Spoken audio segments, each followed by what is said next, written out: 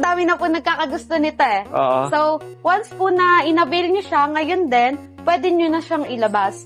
So, mag-iintay lang po tayo ng papers, 10 working days, para matransfer yung pangalan ng rehistro sa pangalan nyo. So, pwedeng ipalalamove na lang ni ma'am or LBC para may ipadala yung papers nyo. Or kung mas okay kayo na babalikan nyo na lang siya, pwede rin naman. Ilang araw po yun? 10 working days. 10 working days. Yes, po. Okay. So, nakita ko, ma'am, parang nakamags pa tong isang to. Yes. Wow, So, ang ganda. As what I've said, sabi nga ni Ma'am Chadi dun sa first episode, the price range is starting to 250. So, once po na nagpa-add-ons kayo, kagaya ng bull bar, mags and tires, roof rack, and we have ladder sa likod. Ladder. Yes. Ladder pala yan. Yes, meron po. Tingnan natin. Don't forget to follow, like, and subscribe.